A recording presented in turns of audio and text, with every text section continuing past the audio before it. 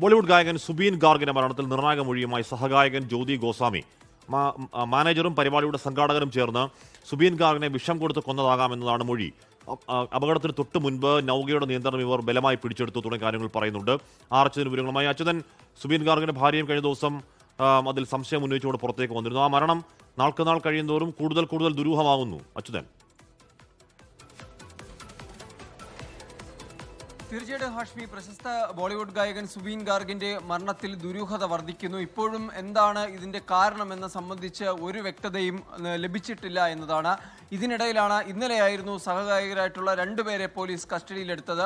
അതിലൊരാളായിരുന്നു ജ്യോതി ഗോസ്വാമി. അദ്ദേഹമാണ് ഇപ്പോൾ ഇത്തരമൊരു മൊഴി ഈ പ്രത്യേക അന്വേഷണ സംഘത്തിന് നൽകിയിരിക്കുന്നത്. അതിൽ പറയുന്നത് സുബിൻ്റെ മാനേജറും പരിപാടിയുടെ സംഘാടകനും ചേർന്ന ഈ സുബിൻ ഗാർഗിനെ വിഷം കൊടുത്ത് കൊന്നതാകാം എന്നൊരു മൊഴിയാണ് നൽകിയിരിക്കുന്നത്.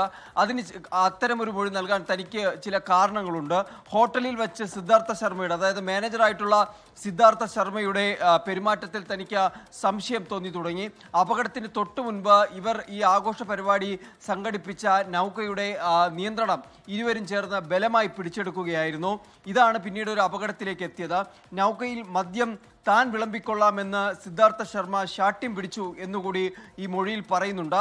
നൗകയിൽ നടന്ന പാർട്ടിയുടെ വീഡിയോ പ്രചരിപ്പിക്കരുതെന്ന നിർദ്ദേശവും ഈ സഹഗായകന് സിദ്ധാർത്ഥ ശർമ്മ നൽകി എന്നതാണ് മൊഴി.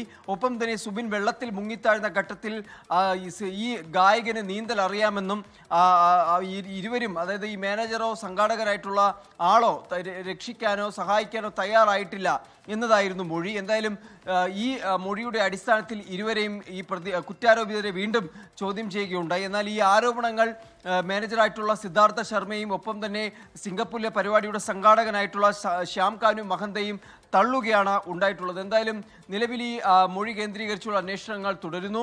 ഒപ്പം തന്നെ ഇതിലൊരു ജുഡീഷ്യൽ അന്വേഷണം കൂടി ഇപ്പോൾ അസം സർക്കാർ പ്രഖ്യാപിച്ചിരിക്കുകയാണ്. ഒപ്പം തന്നെ IT-യും ED-യും ഈ അന്വേഷണത്തിന്റെ ഭാഗമാകും എന്ന ചില സൂചനകൾ കൂടി പുറത്തു വരുന്നുണ്ട്. ലോകത്തെവിടെയായാലും ഏത് സമയത്തും 24 വാർത്തകളും ഓഗ്മെന്റഡ് റിയാലിറ്റി പാക്കേജുകളും എക്സ്പ്ലെയിനറുകളും വിശദമായി കാണാൻ ഞങ്ങളുടെ YouTube ചാനൽ നിങ്ങൾക്ക് സബ്സ്ക്രൈബ് ചെയ്യാം.